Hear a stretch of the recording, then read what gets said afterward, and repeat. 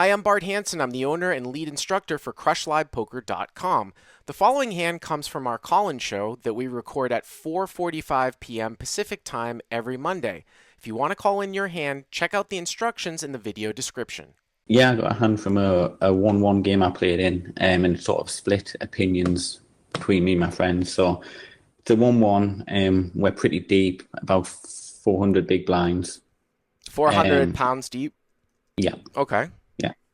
In this particular hand, though, it's double straddle, so it's 1-1-2-4.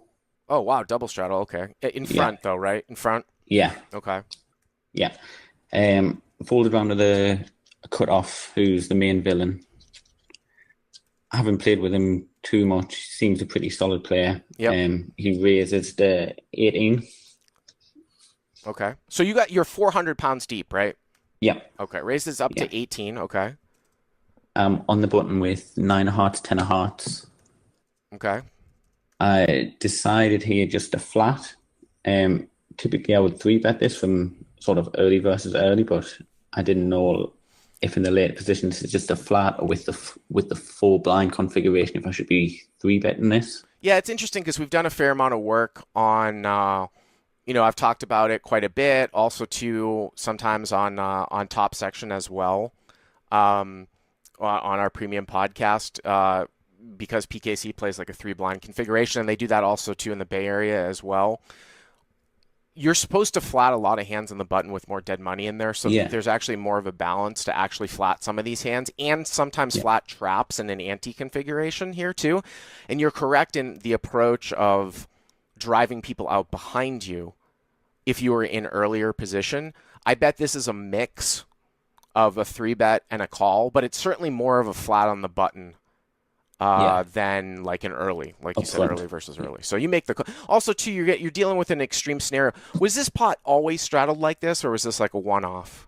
There's probably, I would say, at least a single straddle on sort of, Okay. 3 out of 3 times in orbit, and then occasionally a double straddle. So if it's occasionally a double straddle, the hand's going to play pretty big, and you're going to get into some Yeah, awkward scenarios if you were to 3-bet to 60 or something like that. So yeah. I mean, I have no problem. All right, so you call. I call. Yep. One of the blind calls, big blind calls. So we see it 3-way to the flop. I think there's about £60 in the pot. Okay. Flop is 6 of spades, 8 of hearts, 10 of spades. Okay, so you've got top pair and a gutter to a Top 7 pair, with the 8 of hearts good out there. shot. Yep. Yeah, Okay. yeah. Big blind checks. Cut off bets 22. Okay.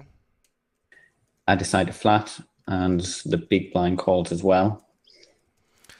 So he's betting 22 here into 60. Is that right? Yeah, This is interesting here because you've got obviously like a top pair hand. You've got a gut shot. yeah. You have some backdoors. The sizing at these levels seems kind of small.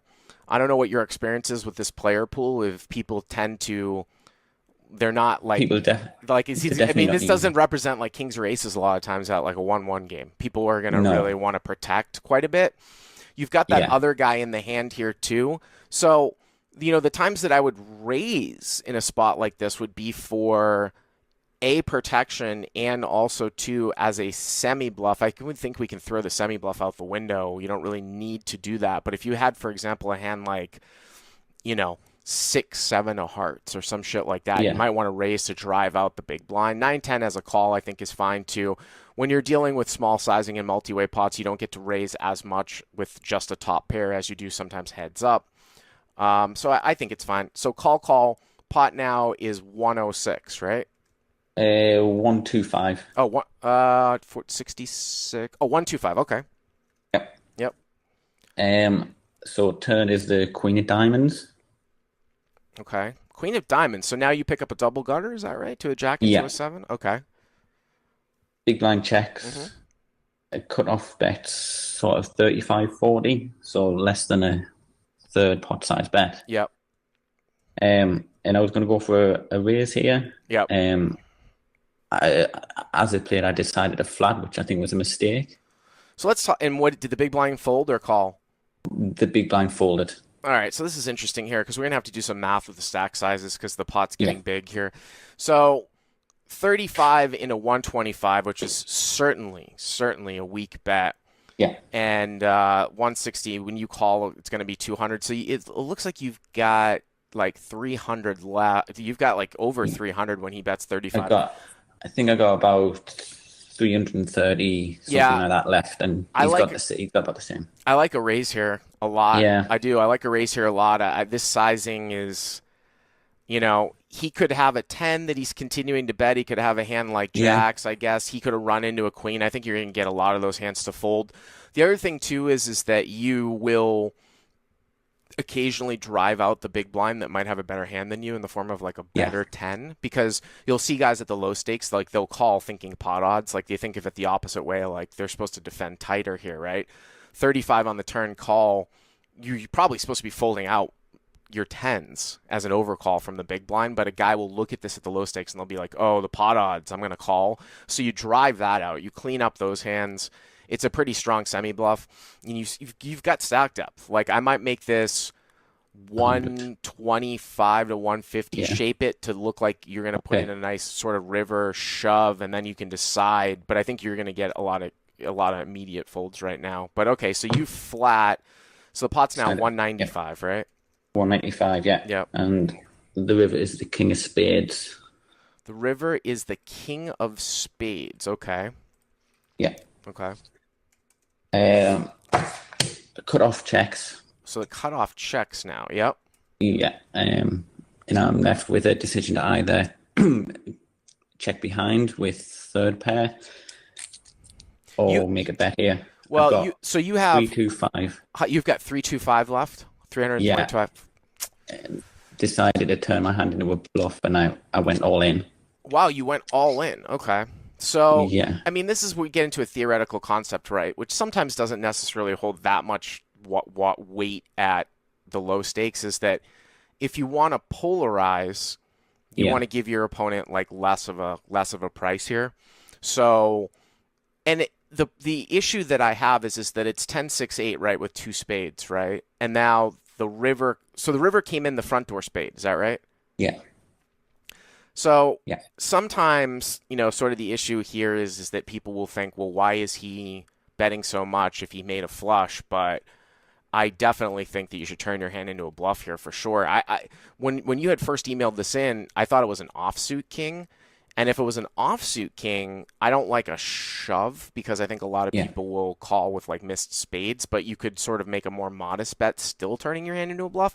But with this spade here, I just wonder if you were to bet something more like 125, 150, if that sort of deceptively works better at the low stakes than a theoretical bet of all in to polarize to a flush plus. So because it looks stronger betting less. Yeah, if you had like a jack nine or a straight type of hand here, let's say that you were slow playing and you made the nuts on the turn, like are you jamming spades at, when the spade comes at the end? I definitely would turn my hand into a bluff here for sure. The question is for what sizing. So you bet 325, and what ended up happening? He tanked for a while, and he eventually called with aces, with the ace of spades. So he had a good blocker. So hijack calls with or cutoff calls with ace of spades X. That's kind of interesting, because this is, again, it sort of goes to show you when you sort of polarize here. Like if you were to, are you still there? Yeah. Oh, okay. Yeah, it's interesting, because it kind of goes to show you like when you polarize, like yeah, you could have queen X of spades here too, I guess, some of the time. It should be a queen high flush draw. Yeah. But when he has the ace of spades and you're representing only the spade, then he's got to try to figure out what bluffs that you have here too. You know what I mean? So you'd almost have to be turning a hand into a bluff, which is quite possible. Like say you had like queen jack, but a lot of people don't do that at the low stakes. And again, for this particular spot, I wonder if you had bet less if you would have thought about it more. It's kind of interesting that he used such small sizing here, though. I mean, that's not something you see every day at 1-1. Yeah. Yeah. You know what I mean? But I appreciate it. Yeah. Thanks for the call, Nathan. Hey guys, if you like what you've seen here, please click on the subscribe button and you'll get notified every time we put up a new video. And if you want to check out crushlivepoker.com for the first month free, use the code YTA200. Click on the link right there.